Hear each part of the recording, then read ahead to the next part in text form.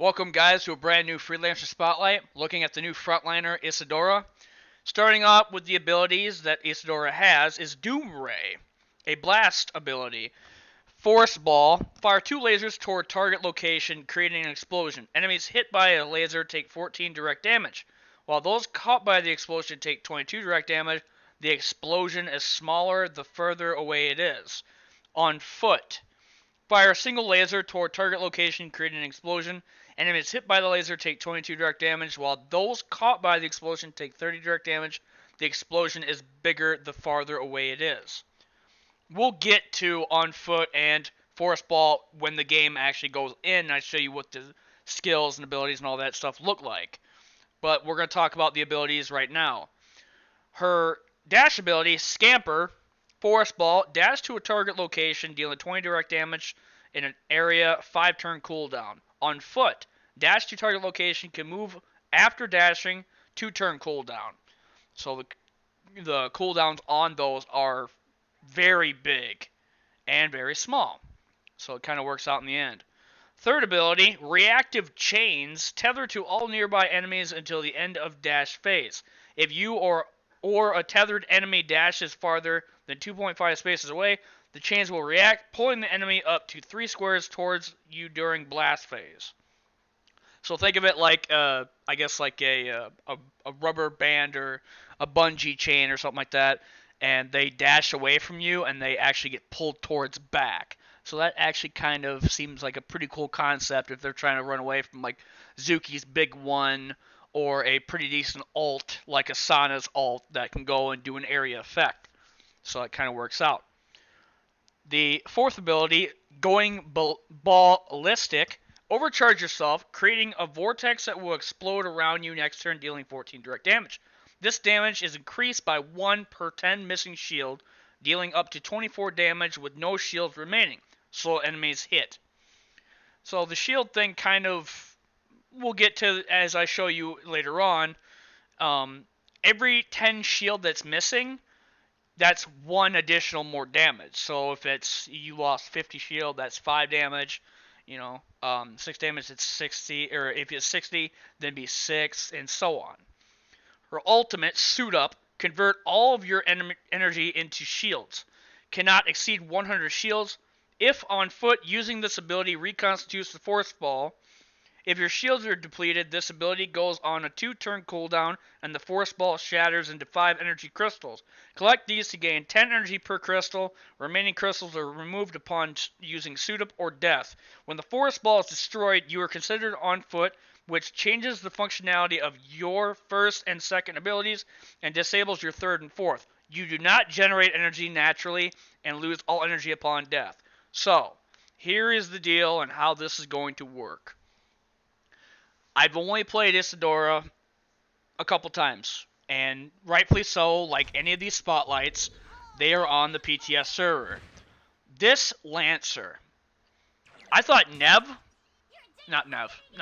let's say Orion and Meridian, I thought were more complicated at first. This Lancer is very complicated. I'm flubbing a lot, sorry. Complicated. Do you see the health of Isadora right now, to where it says 80 and 100 shield?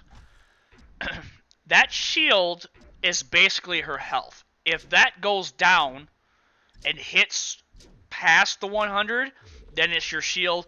Your Forceball will break into the 5 shards, and you'll be on foot. That's when the secondary effect will kick in. So whatever your primary attack, like the laser you just seen that did 22 direct damage with the laser, and then the laser was 14, and the explosion was 22. If that Forceball breaks, you're going to do more damage. You're going to do 22 with the laser and 30 with the explosion. Same thing with the dash. The dash has the other ability as well, to where you have a 2-turn cooldown, and you're able to go, obviously, you can dash faster than what you would normally if you were in a Forceball. Forceball would be a 5-turn cooldown. And the thing is that when this thing breaks, it says that you get 10 energy per shard. It breaks into 5 shards. So when you lose the 100 shield and you have only 80 health left, you can grab the energy and get your thing back for, it'd be about 50 or so. So Energize would probably help out quite a bit if you did some active abilities. The thing that I don't like about this character is that it seems like that energy, if it breaks, would be the Achilles heel of this character, because if they break and your entire objective is to get them back, or I guess rather to try to escape and evade, you're as good as dead because you have 80 health. 80 health in Atlas Reactor is almost nothing at this point, especially with how powerful a lot of the Lancers have been lately. Now, I'm not going to say that it's incredibly bad, or that it's all bad in general. I'm just saying that it can be used against you. Though, if you are, because you are a frontliner, trying to, I guess per se, kite or attract the enemy, you could try to go and get your shards, which would give you more ample room of allowing your teammates to kill them faster. But like I said, you're primed to die faster than anybody else because your health is only 80 health. 100 shields, that's fine and dandy, but the ultimate that she has, Suit Up, might be actually the very thing that saves you. Like Meridian, to where you don't need 50 or like 100 energy to use.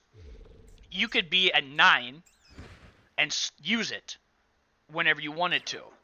Another thing too is that when her Forceball breaks, she'll not be able to talk to you. She'll just squeak like a rat. So right now, for example, you do not have anything. You're just by yourself, no Forceball. You activate your ultimate, whatever energy you have is what you will gain back. Your Forceball will reconstitute itself or reform, and you will have that shield number for whatever energy you used. So let's say you have 50 energy, you have 50 shield. You have 100 energy, you have 100 shield. If you have 81 or whatever between 1 to 100. And I can't necessarily say everything about what might happen for Isadora. For where it is right now in the PTS server, the Lancer looks great, I guess, as far as the concept goes. Being able to not do a shit ton of damage, but being able to, I guess, annoy some Lancers. Being able to attract more people because it'd be more of an easy kill. Another thing too is that having the tether abilities and the going ballistic ability, to where she becomes like a standardary bomb, to where she can go off after the second turn of the blast phase, and then using reactive chains. I could see her using that to do pretty good combos. But anyway, guys, I really can't say a whole lot about her besides what she could do right now. She is obviously in the phase of experimentation, so let's see what happens when she comes out live. Anyway, thanks for watching the Spotlight, and I'll see y'all later.